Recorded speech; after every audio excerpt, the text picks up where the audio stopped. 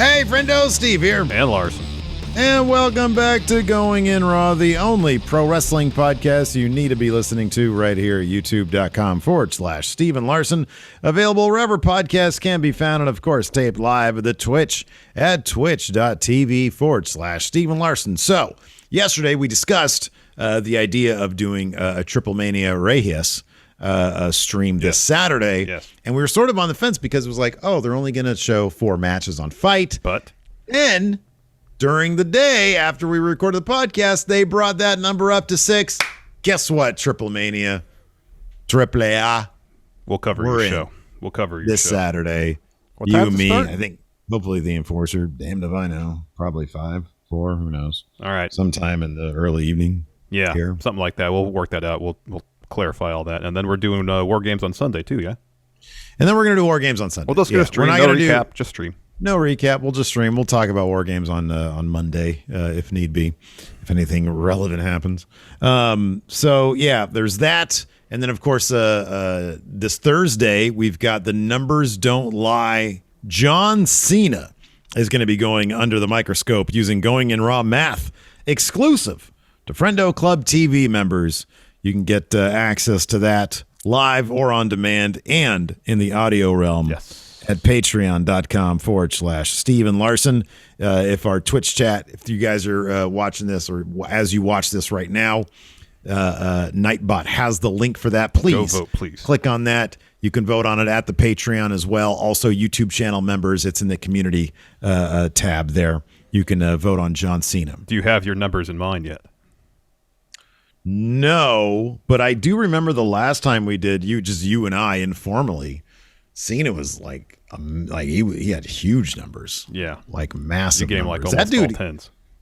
It was really high because he's also a really underrated worker. Like if you look at the number of 4-star matches he's had, it's off the charts. Like he has had a ton of really high rated matches. So yeah, Cena's going to have really good numbers.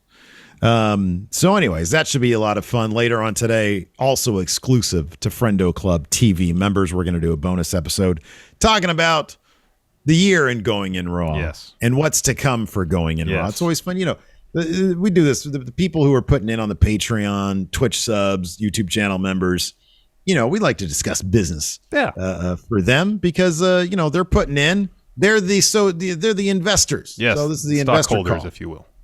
Yeah, profits better than ever. Yes. You know? Yeah. And then later on, unfortunately, the Enforcer has been released. Maggie's not getting released. No, we're not releasing the Enforcer. Don't even joke about that. That's a horrible thing to joke about. Anybody. It is a horrible thing to joke about. It's also horrible to reference it in your programming if you WWE. We saw that on Raw last night. We're going to talk about Raw in a little bit. Just a quick reminder, if you want Going In Raw in the audio realm ad-free, another a bonus of patreon.com/Steven Larson, $5 a month. You get the bonus episodes plus the entire show ad-free in the audio realm. So if you're listening to this and you're tired of the advertisements, we get it. We have an option for you.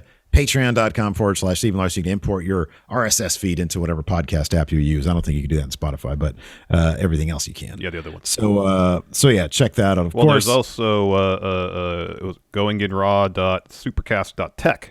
There you go. Yeah.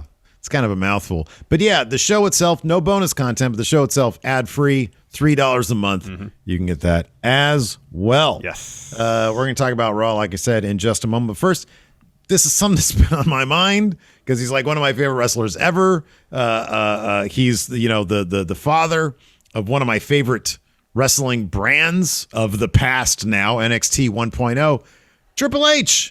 Of course, a couple months ago, he suffered a cardiac event. Yeah, I think that's how they described it, yes. Right.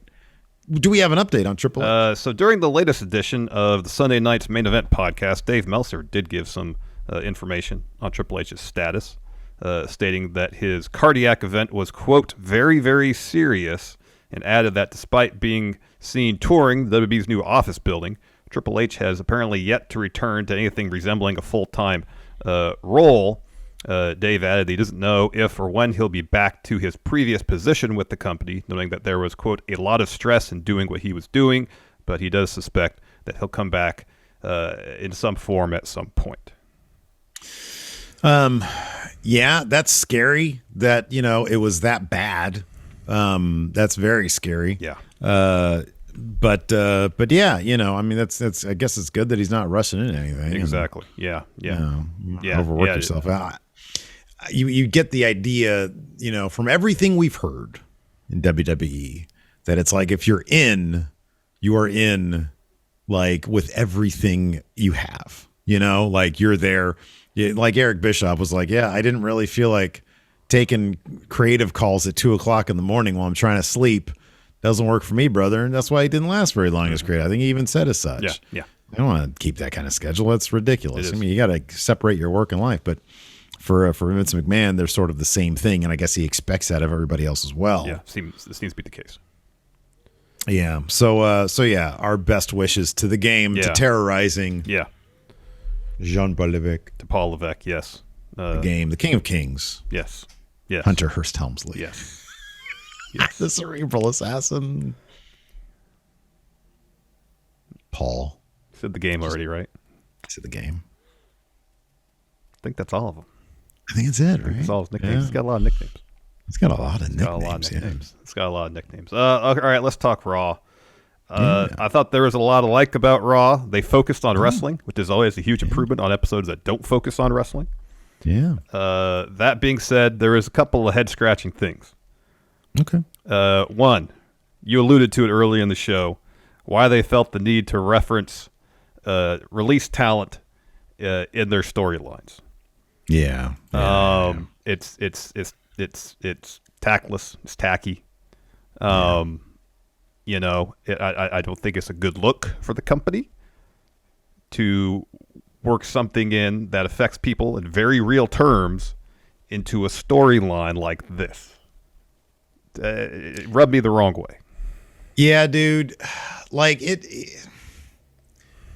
it's not a great look. And this is not an excuse. I'm not defending the practice, but like this goes back so far. The whole idea of when you bring in real life, when you do the work shoot stuff, it's like, we all know that the size of Becky's contract has nothing to do with the Riot Squad being released. We all know that, the Miz being gone for Dancing with the Stars had nothing to do with John Morrison being released. Yes. It's unnecessary stuff, but it's meant to, I guess, get heat or elicit an emotion from the crowd, a response from the crowd. A response that WWE generally is not great at getting these days anyways. Well, here's the thing. Even if they do, it's so hard to tell because they pipe in crowd noise. Yeah, I know. That's kind of infuriating. But yeah, no, it's an unfortunate thing. It's not shocking. It's not surprising. It's just sort of Vince.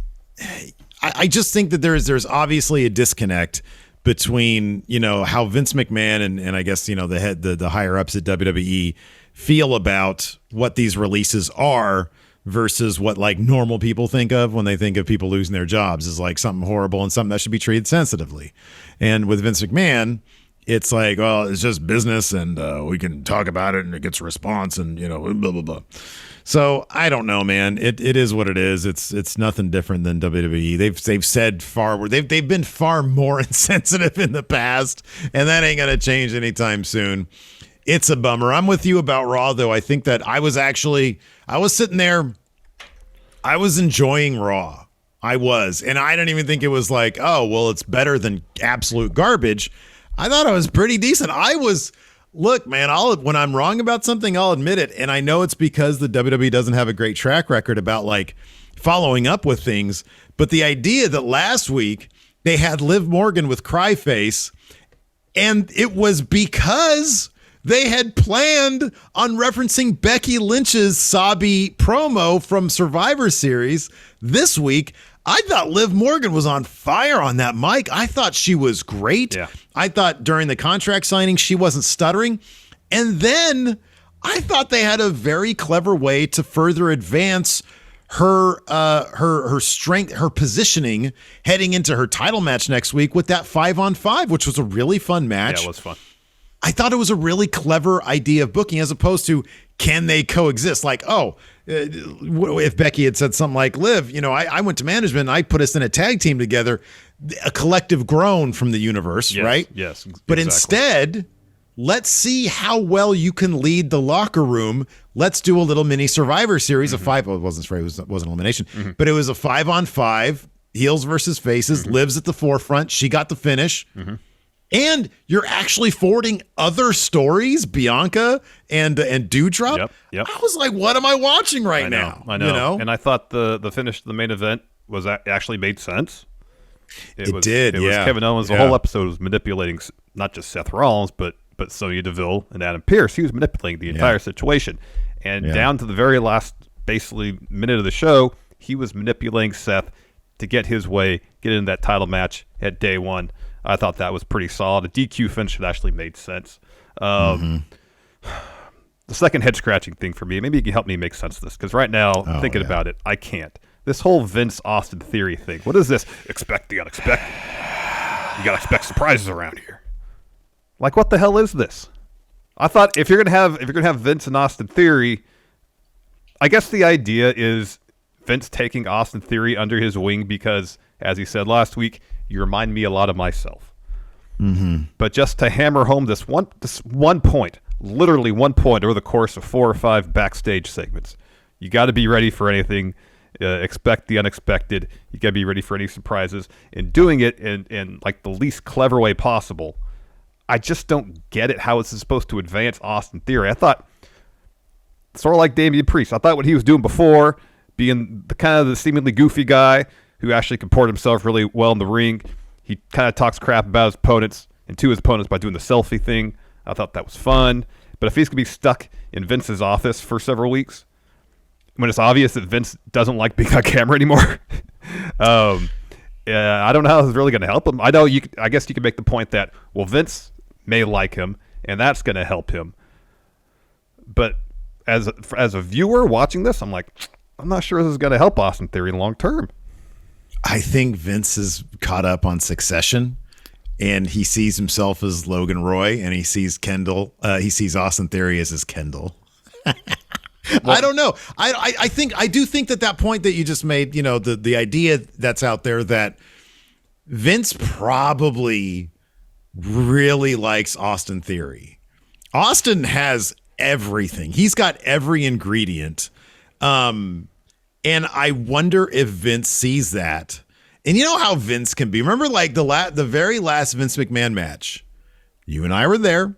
Phil was there. It was CM Punk versus Vince McMahon. And the reason why Vince was there is because ratings and creative was so bad the week before. What we had heard was, I think the dirt sheets had said or something, that Vince showed up to TV to show people how it was done. He might have even said that in his opening promo. Yeah, maybe. I'm here now to show you how it's done. And then he had a killer match against CM Punk. He actually had a legitimately good match against CM Punk. And I wonder if it's just, hey, I'm going to, by being on TV, something that I never do because I hate doing it now, I'm going to sort of anoint or help Austin Theory get that Vince rub and make him sort of my new chosen one. Maybe the kind of thing that they had originally, but remember how we'd sort of heard that was the idea of like a Mr. Kennedy, how like he was going to be Vince's son and they were going to do a thing. Well, every once in a while, a guy comes around and Vince is like, oh, yeah, this guy is the guy. And so it rarely actually works. But maybe Theory is that guy to Vince, and he's like, hey, if he's on TV with me and I'm shaping him up, that's going to be his story now is going to be, Austin Theory is going to be, hey, I'm like the heir apparent or whatever, or I'm the Kendall, and I'm going to be the guy going out doing Vince's stuff.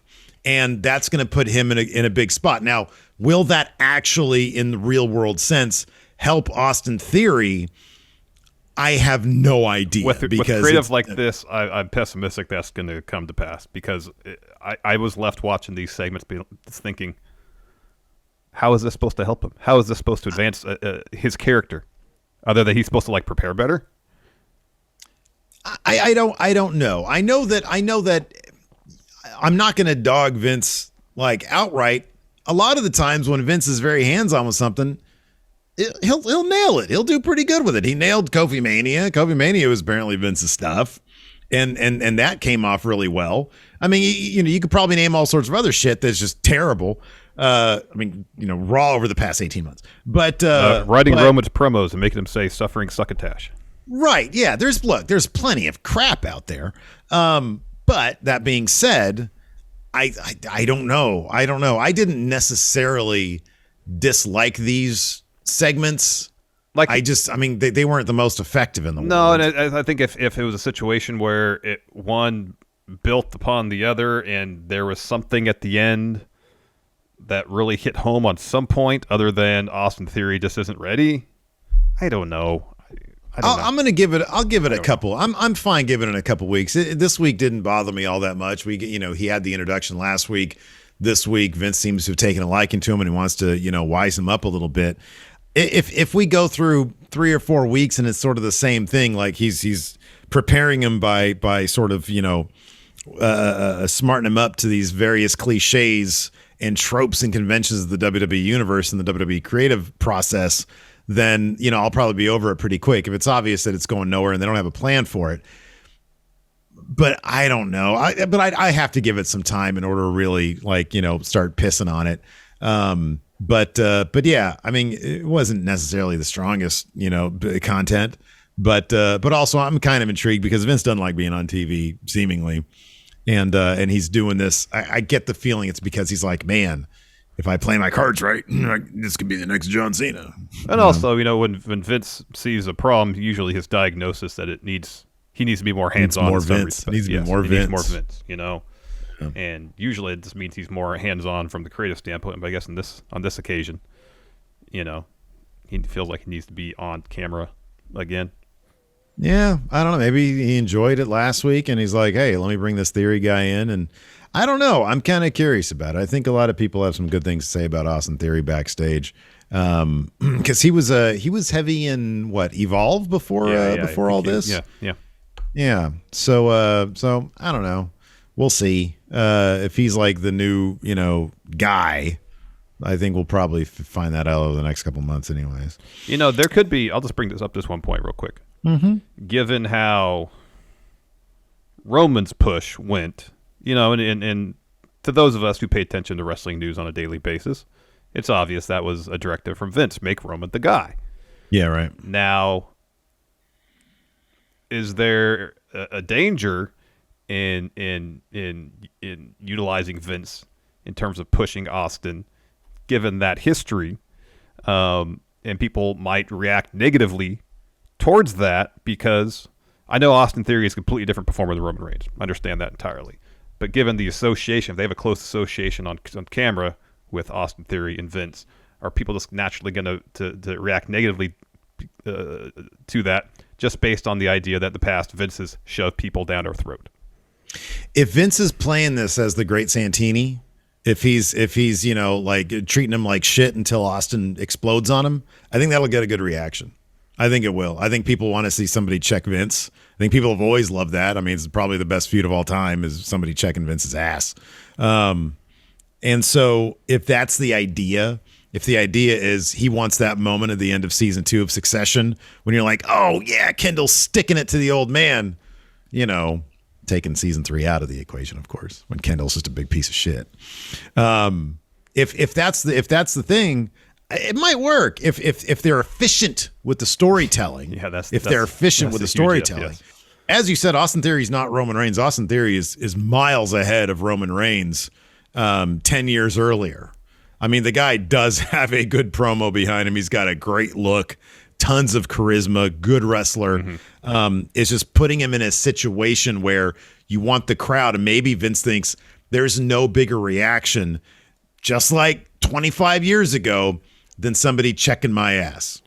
And maybe if he has a simple idea where Vince gets to show up for 4 weeks and Austin, slaps him or some shit like that. I mean, he had Kevin. I mean, Vince loves Kevin Owens, or he did anyways. Yeah. And he let Kevin Owens headbutt him. Yeah. Which was kind of horrifying. It was. It really was. It really was. So yeah, anyways, I think that broaching the subject, just popped in my head. No, it's a good, because it is. It's like, okay, where is this going?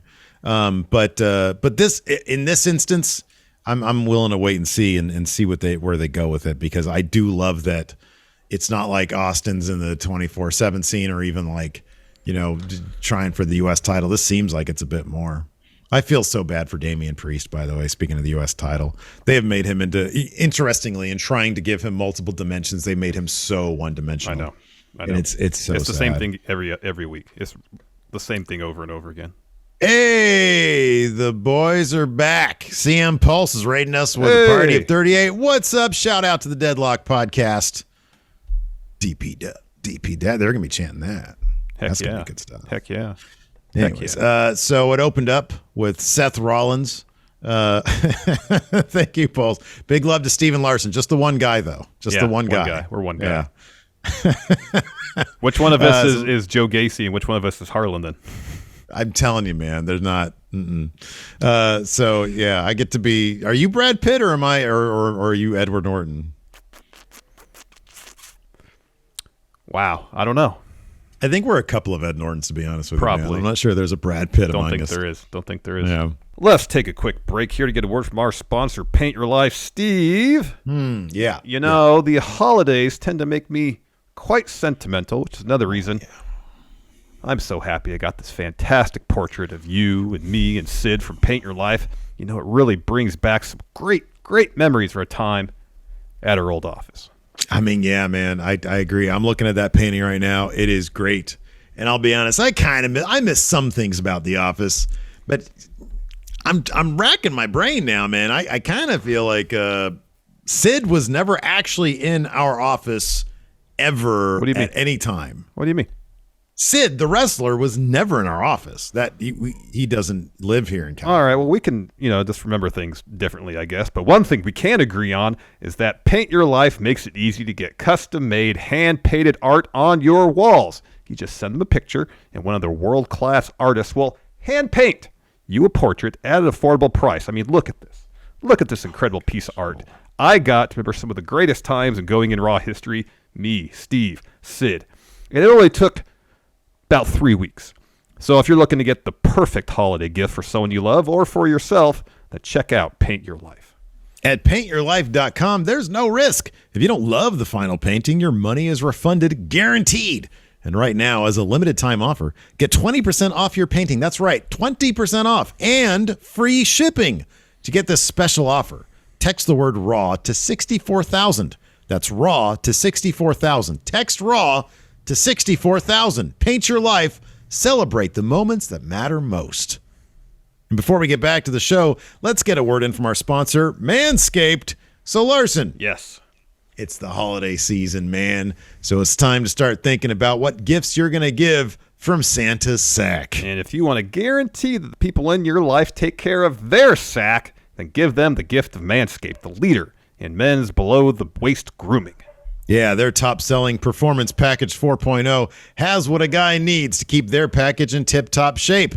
It includes Manscaped's Lawnmower Body Trimmer, the best trimmer for balls, butt, or body, as well as the Weed Whacker Ear and Nose Hair Trimmer. Indeed, those are great, Steve, but let's not forget about the Crop Preserver Ball Deodorant and Crop Reviver Ball Toner to keep your undercarriage fresh and clean. And if you order a Performance Package right now, you'll get 2 free gifts. A pair of extremely comfortable Manscaped boxers, and the Shed Travel Bag. Or if you're looking for stocking stuffers, Manscaped has you covered with shampoo, body wash, cologne, even ball wipes to help keep your front area from getting too stinky. Whether you're shopping for your partner, your dad, your brother, or your friendo, get them a gift they'll actually use. But make sure to hurry to get these gifts so they show up in time for the holidays. Right now, you can get 20% off plus free shipping at manscaped.com with promo code RAW. Again, get 20% off and free shipping at manscaped.com with code RAW. Be the ballsiest gift giver this year with Manscaped. So Seth opens Raw, says he's in a good mood because at day one, it's going to be Seth versus Big E for the WWE title. It's going to be the first day of a new era. That brings out Finn Balor. They got a little thing going because of what happened last week, and this week sort of starts off in the same manner. Finn goes after Seth on the outside. Yeah, he gets the upper hand here. He gets those steel steps, dongs Seth with them, Gets back in the ring. Seth gets in the ring. Ref's like, Seth, you good to go? He says, ring the bell. And they ring the bell. Finn hits a shotgun drop kick. Tries to end this quick. Goes up to the corner for a coup de grace, but Seth gets out of there. Finn ends up flipping over the ropes onto Seth as Raw rolls on. And then we come back. Seth wins with a stomp. Yeah, pretty much. It was a good match. They gave it plenty of time. Yeah, no, it was a good match. So yeah, at the finish, like Finn's looking for a reverse DDT type deal, and Seth puts the thumb in his eye, forearm to the back, stomp to get the win. Then we're in Vince's office. Austin Theory enters. They exchange pleasantries. How are you? How are you? And Vince just starts complaining. People don't really want to know how I'm doing. It's phony. He's like, I have like IBS and an earache. It's just not. It's not good dialogue, anyway. So I don't need to know about his. I don't need to know about his bowel situation. I don't either. He says, but one thing that wasn't phony last week was your title bout. And then Vince tells Theory that you're going to sit down in my office and we're going to watch the show together and see if there's any surprises. Anyone expects the unexpected, and if they do, they're going to respond. But if Austin ever steals from me again, he says, I'm going to kill you. I'm going to kill you. You know, this also had sort of a vibe of Boogie Nights without the sex. It sort of felt, because Austin Theory has a very Dirk Diggler vibe. He does. Around the Jack Horner of Vince McMahon. Well, Vince is a bit more gruff. Yeah. Than Jack Horner. Yeah, a lot more gruff. Yeah. Quite a bit more gruff. Quite a bit. But no, Austin's very like, yeah, okay, no, yeah, that's good. Yeah, sure. Yeah, sure. Yeah, sure. Am I joking? Sure. Anyways, after that, we had Becky Lynch and Liv Morgan contract signing, moderated by Sonya Deville. Sonya introduces Becky and then refers to Liv Morgan as the rebellious and passionate Liv Morgan. Her intangibles right there, I guess. Yes. So Becky says, this is your first contract signing, Liv. You're welcome for that. She's taking all the credit for everything because it's a big, big match for Liv Morgan. She says, last week you sucker punched me. But she says, but that I caused you to do that because I wanted to see that passion. But then you held back. She said, so next week, I hope you prove me wrong. She says, I already signed the contract, so now it's your turn. And Sonya announces the match is going to take place next Monday.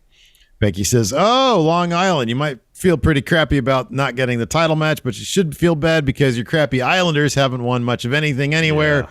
They're booing her. I think that was a legitimate boo, not piped in. Yeah, it's hard to tell these days, but then Liv. You can't tell. Yeah, you can't tell. Liv cuts her off. She signs a contract, says, I'm not holding back. I got upset last week. I channeled my emotions with my fists rather than crying.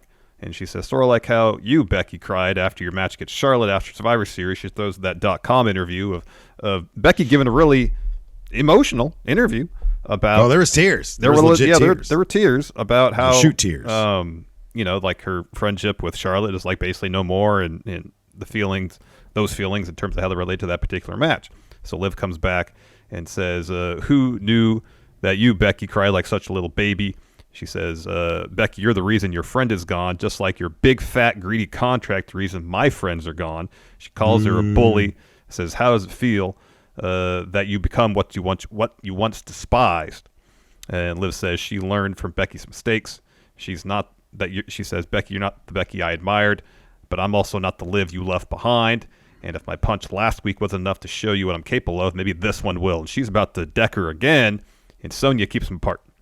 And Becky's like, oh, by crying because it was big emotions after a big match, and she adds that some of us deserve to get paid. And she says, Liv, if you would have let me finish, I would have said that I have an opportunity here for you. You think you're a leader. You think you can lead this division. You think you can be the champ. So I pitched a tag match, a 10-woman tag match, Team Liv versus Team Becky. And Sonya says, yes, we have the match. Here's the team. She goes to Tron, and it's basic faces versus heels. It's Liv, Rhea, Nikki, Bianca, Dana Brooke against Becky, Carmella, Zelina, Doudrop, and Tamina. Yes. Yeah. That was kind of a decent way to advance. It's better than the tag team situation. It's way better than that.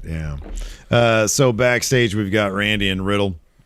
Riddle is kind of like put off because he's like, Randy, I thought you were going to dress like me because last week I dressed like you. We Freaky Friday'd, and I channeled my inner Randy. You bro Derek Big Bob, so I figured this week you would show up looking like me. And Randy's like, if you think we're going to go down to the ring and I'm going to roll down on a scooter. You're more brain dead than I thought you were. He says, I appreciate what you're doing. We don't need to dress like each other to keep these titles. We need to be more ruthless, 10 steps ahead of the competition. But do me a favor. And Riddle's like, yeah, I hear you, Randy. But clearly he doesn't. He's like, but do me a favor. Close your eyes. He puts a silly wig, like a Riddle-esque wig on Randy. And then Randy looks in the mirror. It's like a mirror just there. And he's like, you got 2 seconds to take this off my head. 1. Riddle takes it off. He's like, don't ever do that again. And then we got the RK Bros versus the Dirty Dogs. And, yeah, this is a pretty lengthy match, but Orton hits an RKO out of nowhere on Dolph to get the win. I thought that's a really good RKO. I hadn't seen that before where Orton does like a roll-up and then rolls through to stands up, and then Dolph gets up, charges Randy, bang, RKO. That was really good. Oh, yeah, man. Really creative. Yeah. I appreciate after, 20 years in the business almost. New and inventive ways to hit your finisher.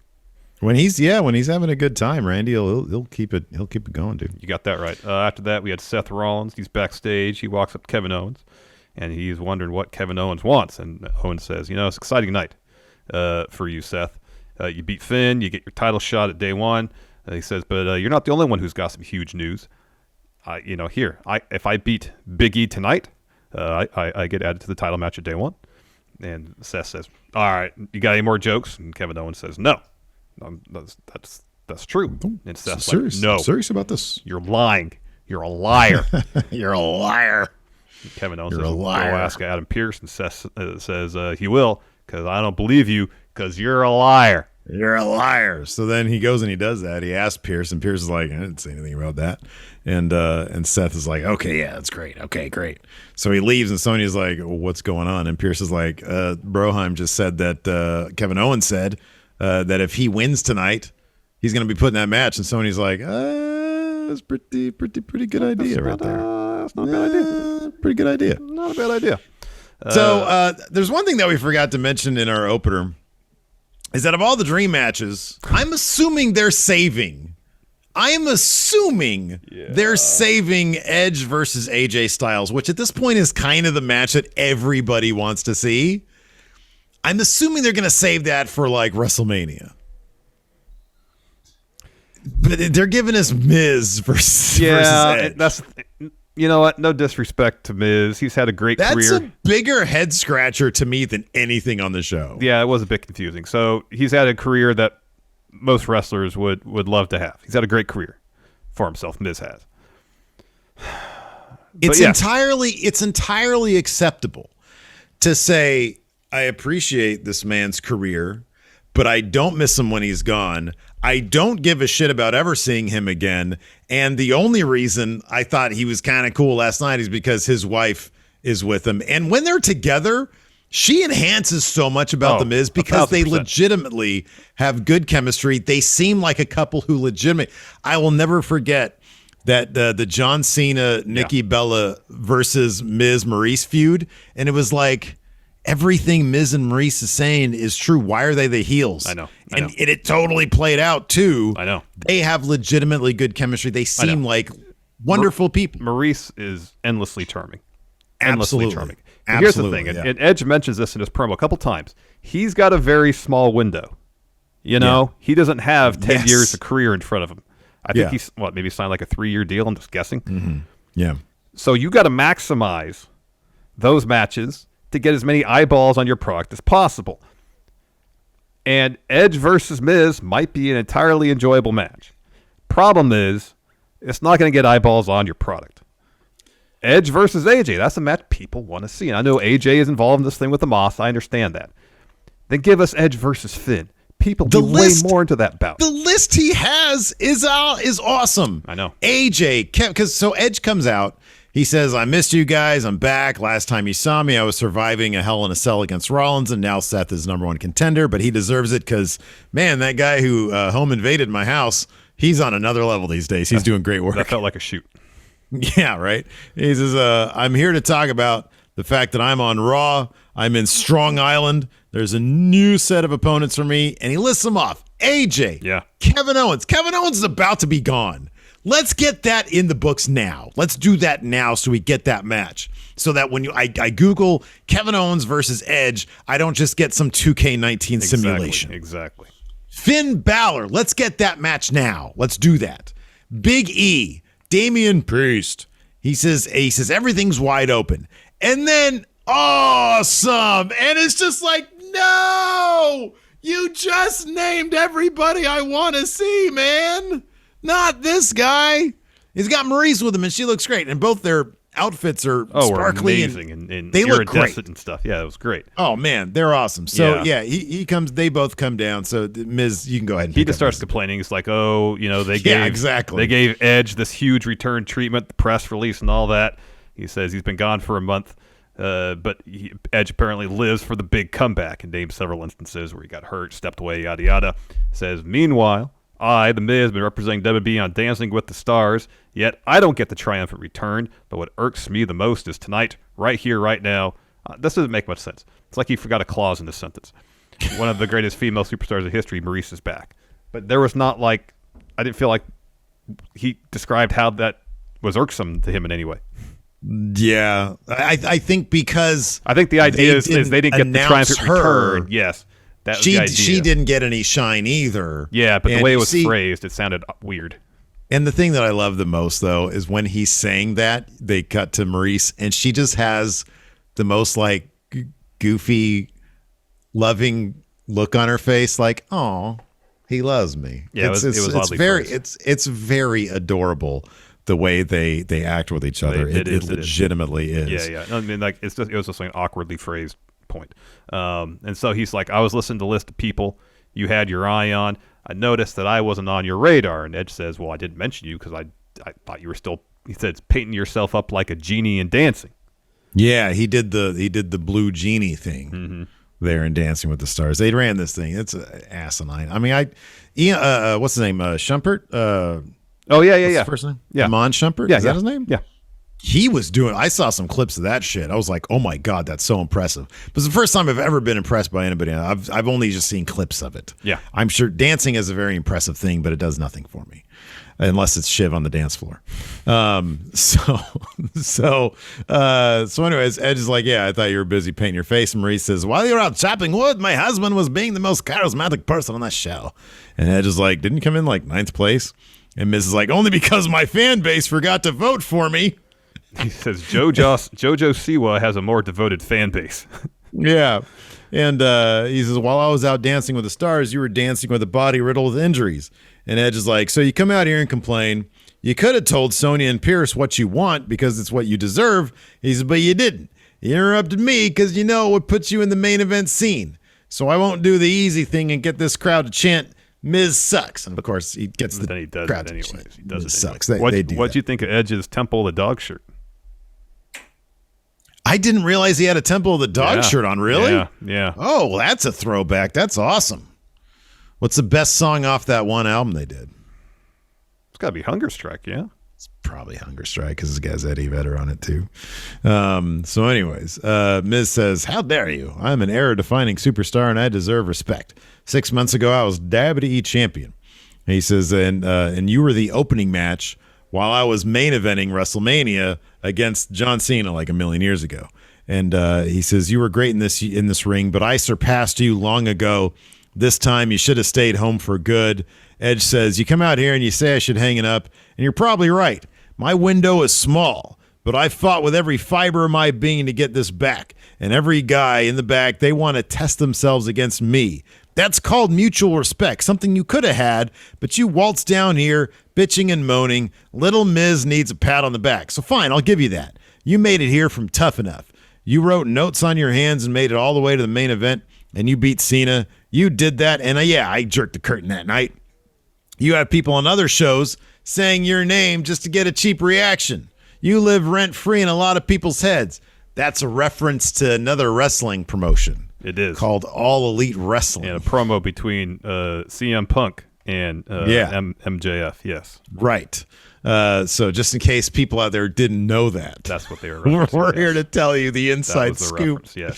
So he says, you made it further and higher than many thought they could or would. You made it happen. But the big difference between us is I fought with every fiber of my being to get this window back.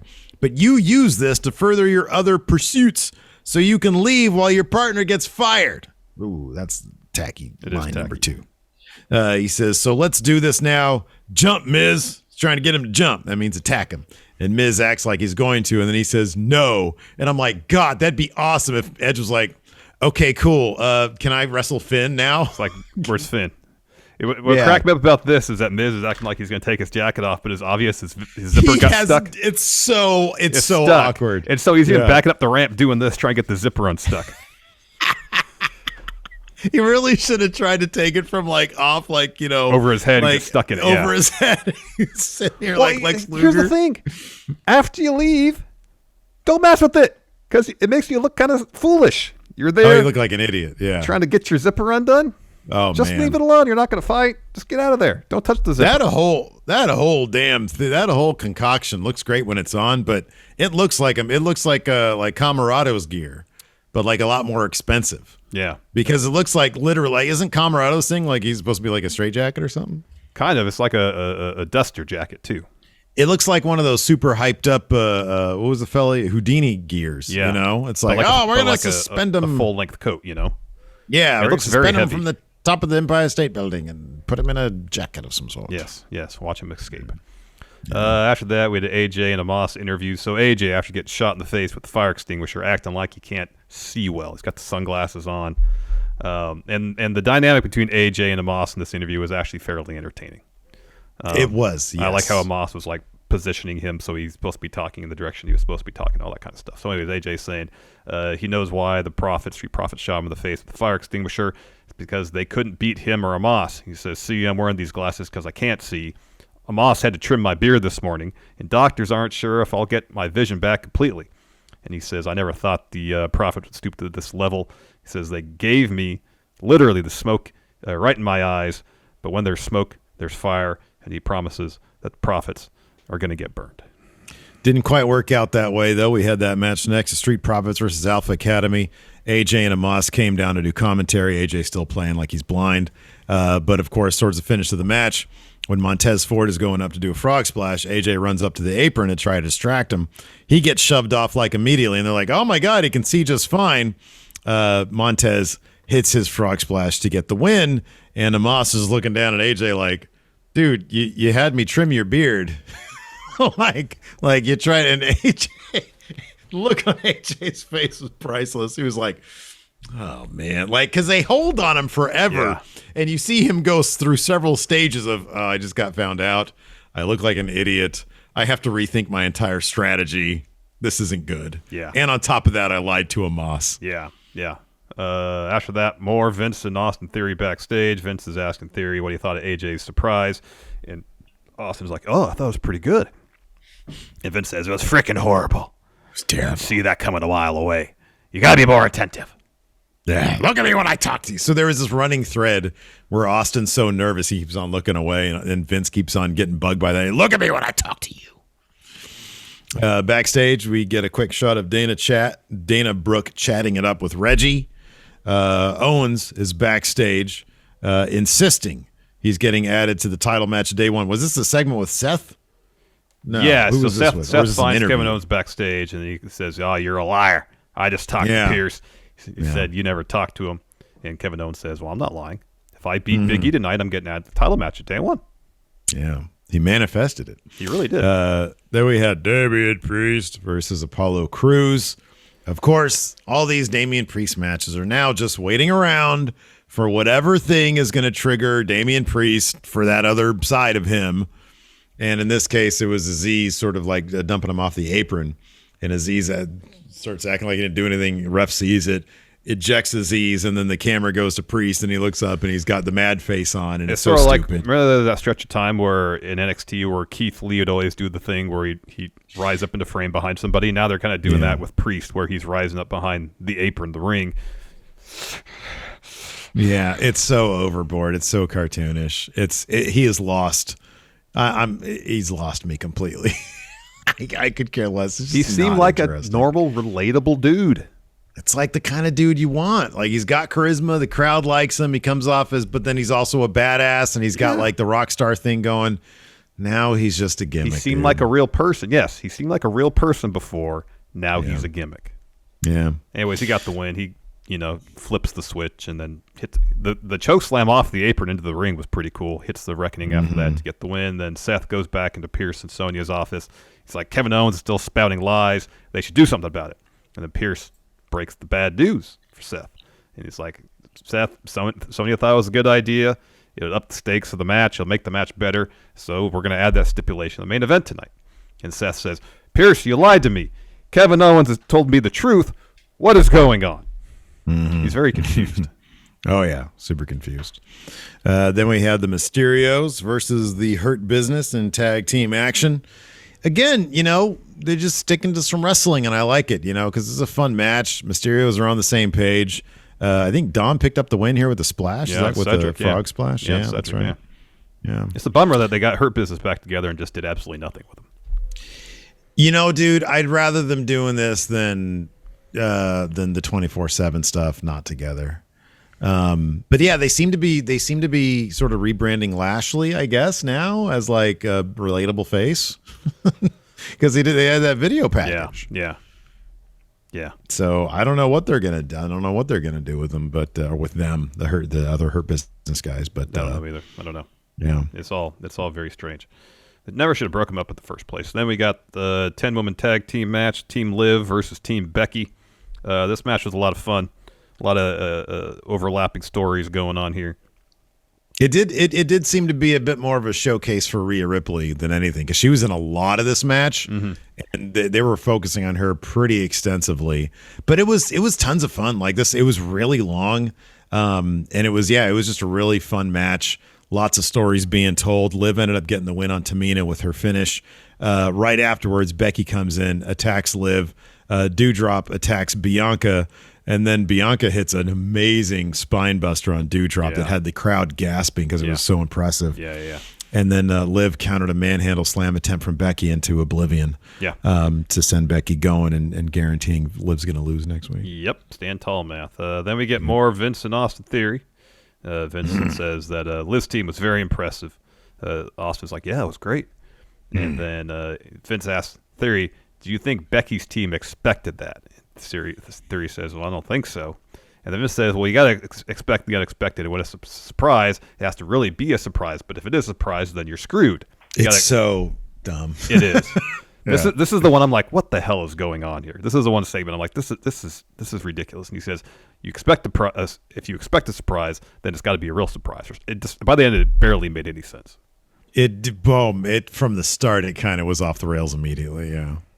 And then and then we had another one a little later. Yeah. But before that, we had a Big E interview where Kevin asked Big E, he's like, what do you think about the whole Kevin Owens being inserted into your match thing? Does that add pressure? And he says, no. And he walks away, and I was like, oh, that'd be amazing if that was the extent of it. He comes back. He was like, oh, you wanted me to say more words. He says, I fear no man and no Kevins, but I understand being in a triple threat match makes it more difficult for me to retain my title. Ipso facto, after I beat I love that he used ipso facto. I know, me too. After I beat Kevin Owens tonight and rid myself of that duplicitous scourge. Yeah, I said it. Duplicitous scourge. It'll be me and Rollins, and I plan on kicking off 2022 with a bang as WWE champion. I love Big E. He's the best. He is the best. I hope he doesn't lose that title at day one. We got more Vince and Austin Theory. Vince says, hey, how did you enjoy this evening? Austin Theory says, oh, it's been great. I learned a lot. And Vince says, well, yeah, what did you learn? And Austin says, well, when it comes to surprises, you got to be prepared. You got to expect the unexpected. Vince says, I think you got it. Stands up to shake his hand and then slaps him. Yeah. And then he sits back down and tells Austin Theory, you've got a lot to learn. You got a lot to learn. At some point in all this, I don't have it in my notes, but there were 2 additional video packages. There was one we talked about with Bobby Lashley. There was the Veer one. And there was another Veer one. Did the Veer one? I didn't even notice. Was there a punctuating thing saying next week, or is it still just coming soon? Do you know? I just caught the very end of it, so I didn't really notice it. They usually tack those on like coming out of commercial break. And so when I watch it, I usually just fast forward till I see. Oh, dude, I don't even fucking take note of it anymore. Yeah, the Lashley one is really good though. Yeah, like it's a little mini documentary about his accomplishments in wrestling career and stuff. Yeah, and Lashley is one of those dudes who he can be just a terrific face or a monster heel, and both so effectively. Yeah. Like I really would love for them to get back to him as a potential, face of Raw in 2022 because he's terrific. He is great. But if they're going to turn him face, like, just don't do it at the drop of a dime, like. Oh, just because he has a video package, yeah. Yeah, no, like, there's a story to be told there. And if you tell that story, the crowd could really get behind him. Like, he was literally just a monster at Survivor Series. I know. He was just that. So, yeah, I agree with that. Don't just, like, repackage the guy. No, tell a story. Like, let's see that journey right there. Yeah. Exactly. Then we had our main event, Kevin Owens versus Big E. Seth comes out to sit with commentary. Just another awesome outfit. Fantastic. Oh, man, the sunglasses, too. It was great. Yeah, it was great. So, Kevin Owens is targeting Big E's leg throughout the match. This match in a lot of ways highlighted what I feel like they're kind of doing wrong with Big E, in that he's just not going in the ring and dominating. He hasn't done that once since he won the title, I feel like. I can appreciate competitive matches. I feel like in most of these matches Big E is in, he has to, like, make a comeback. You're right. Yeah, he was having problems with Austin Theory last week. Yeah. Like, I feel like Austin Theory, he should have wiped the floor with him. Wipe the floor. Yeah, I know. He's your champion. Yeah. This is a guy who's new to Raw. Wipe the floor with him. Dude, I feel you. I think it's one of those things where it's like, what's happening and you're really bummed out about it. And you're like, come on. Because here's the thing. That it's not like, oh, they're telling a story where Big E has to figure out how to be champion. How to be a champion, exactly. And he doesn't have his dudes with him. And he has to go through a little bit of a story. They're not doing that. They're really just sort of seeing if he gets a reaction from the crowd, and they're not really giving the crowd much of a reason. Like, Vince just wants the reaction to happen, and if that happens, and you tickle whatever fancy Vince happens to have, then he's going to continue to roll with them. What's your early read on day one? I mean, Seth seems to be. You always, with WWE, it's almost always like, okay, who has the really hot hand right now? And I feel like Seth has the really hot hand right now. And so it wouldn't shock me to see that title change happen at day one. But I just don't know. What's your read on that? The natural assumption is that Kevin Owens got put in the match because he's eating a pin. Sure. Yeah. But the question is. You're going to have a third person eat the pin. You would think, well, that'd be a way to protect Big E in a loss where he's not actually eating the pin. And now whether they want to revisit that match, Big E versus Seth at Rumble 101, save it to Mania, I don't know. That's the concern, though, is that they're making this a triple threat so Seth can get the win. And I guess then you just have to hope that they come back around to Big E versus Seth in a 101 bout where Big E gets that win. Will it happen? I don't know. I mean, the thing is also, like, Edge has obviously moved on from Seth, right? So, like, I don't see if you sort of plan this out to, like, WrestleMania, and I don't think necessarily that they're doing that, but if Seth gets the title at day one and they come back around to a solo fight with Big E at the Rumble, who's the guy obviously to go to WrestleMania, and who's the opponent for him? Who's on Raw right now that you could do that with? Well, here's the at thing. WrestleMania. I think if Seth wins at day one, retains in the rematch, the match that makes the most sense to me is Edge for the title. It is, yeah. 1,000%. That's the match that makes the most sense. Now, if Big E wins, you got a lot more options. Maybe they do Goldberg. Mm-hmm. Oh, yeah. It's entirely possible. Yeah. And who's to say that either of them will actually be the ones carrying the WWE title into WrestleMania? It could be somebody else. Yeah. There's any number of people, yeah. Mm-hmm. Yep. Who knows? This was a fun match, though. Mm-hmm. Kevin Owens' strategy, apart from working over Big E's leg, was to irritate Seth and try to get Seth to interfere so Kevin Owens get the DQ win. At one point, he's out in the ring. He goes over and hits Seth. Seth gets on the apron. He calms himself down. Gives disrespected commentary. And Seth was great throughout because he's rooting on Big E. Like at one point, Big E hits the Uranagi. You see Seth in the background raise his arms, hoping he gets the win. It was great. So later on, Owens is he's about to go up to the top rope. Instead, he goes out and just beats the heck out of Seth, just pummels him with punches. And then he gets back in the ring, goes for a stunner. Big E escapes that, so Owens hits a super kick. Big E responds with the clothesline. They're both down selling. At this point, Seth gets back up from the attack ringside, gets in the ring, and just beats the heck out of Kevin Owens. He's looking for a stomp. Owens escapes, rolls out of the ring, and Big E's like, "What are you doing, man?" Seth super kicks him, hits him with a stomp, and then the ref announces Kevin Owens as the winner by DQ, and Seth absolutely loses it. He basically has a fit. Yeah, that was good stuff. Yeah, that was really good. So I thought that it was a really well done. I mean, Kevin Owens, he should always be a heel. Honestly, he feels so neutered when he's a good guy. He should always be a bad guy. He feels neutered as a good guy in the way that WWE books a lot of their baby faces. Yeah, sure. Yeah. Like, I think he could be a really good baby face. Yeah, WWE doesn't really do that kind of stuff, though. I still maintain he could have been the next Austin. Yeah, totally, 1,000%, man. Maybe we'll see that agree. In AEW. Anyways. One could hope. Yeah, let's go ahead and answer some questions. Yeah. I think I've got a thread right here on the Patreon at patreon.com/Steve and Larson. Let's see here. All right. First up from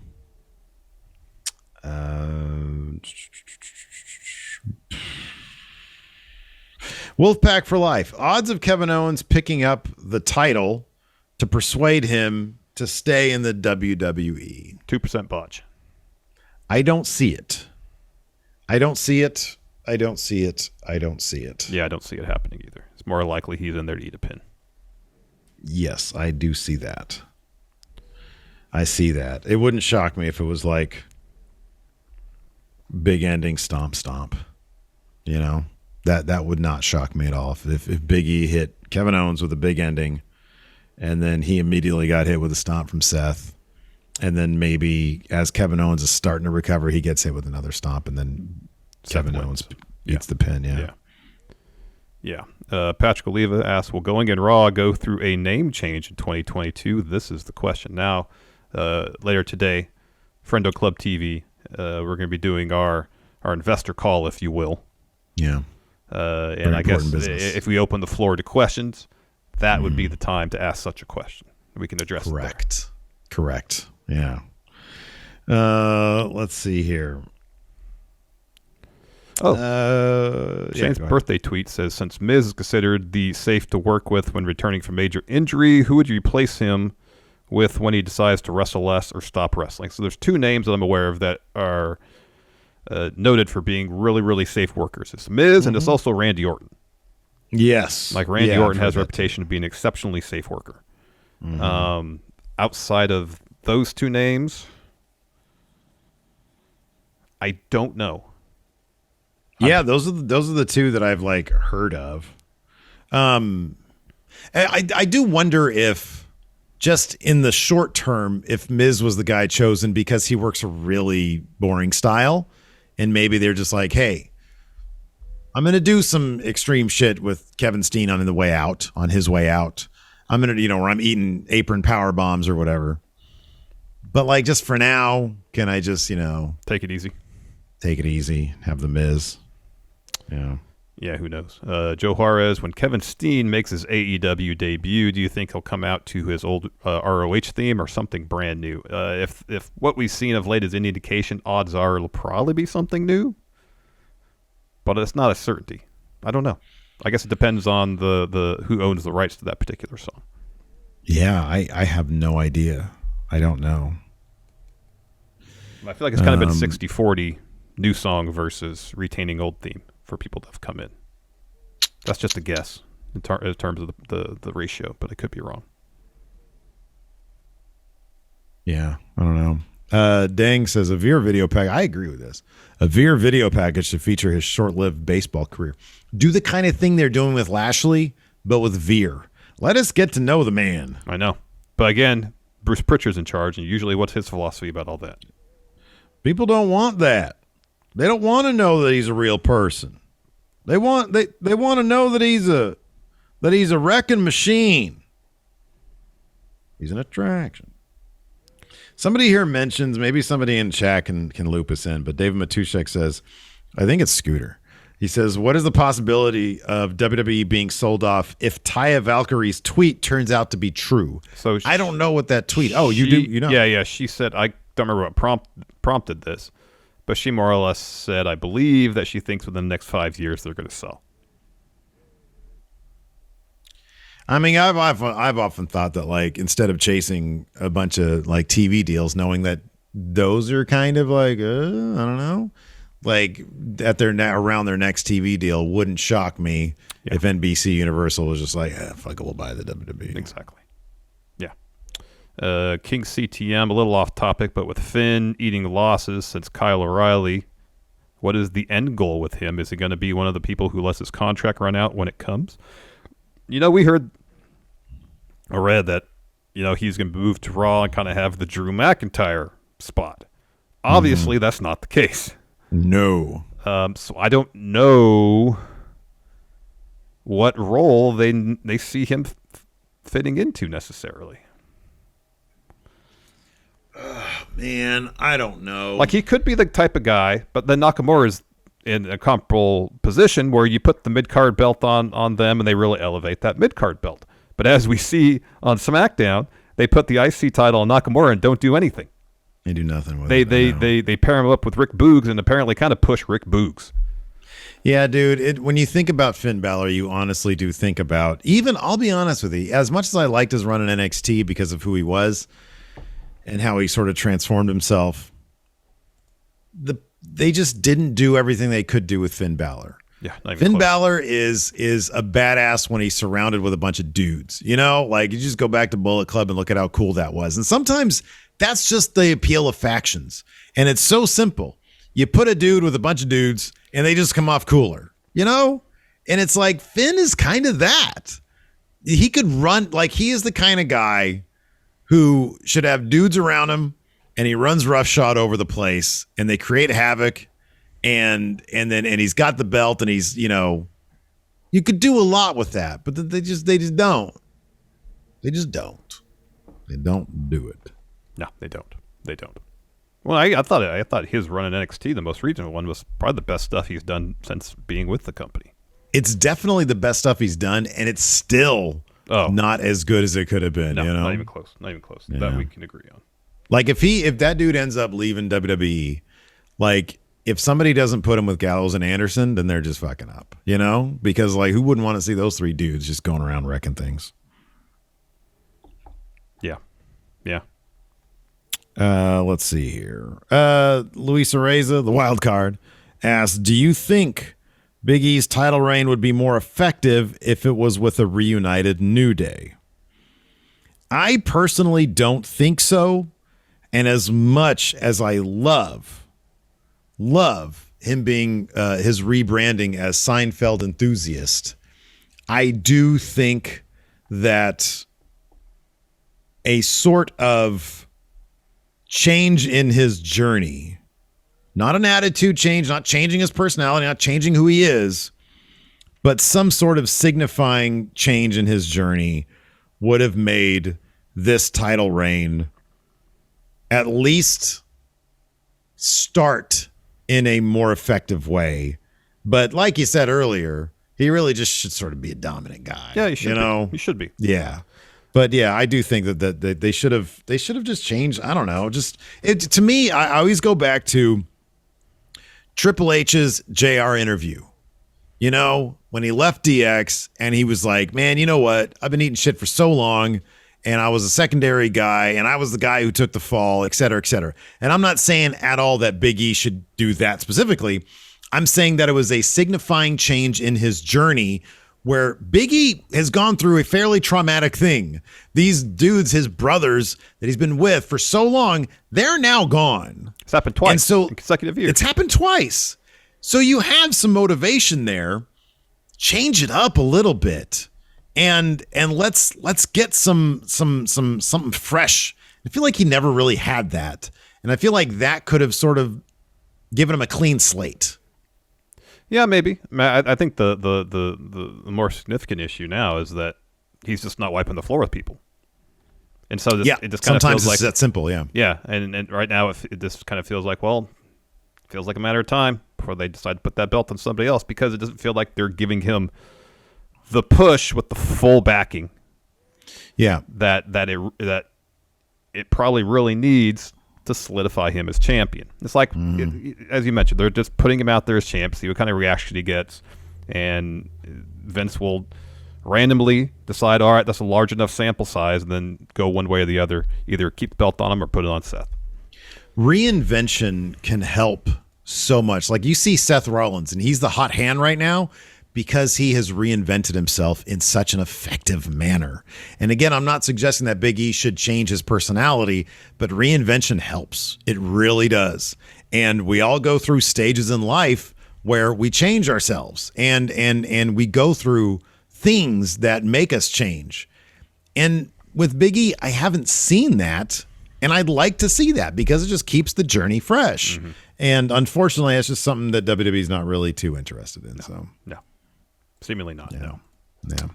Anyways, that's going to do it for the show today. Thanks, everybody, for tuning in. Like we said, a little bit later on, we're going to be live for Friendo Club TV at patreon.com/Steven Larson. Also, right here on the Twitch, if you're a sub, and if you're a YouTube channel member, you'll have that link as well.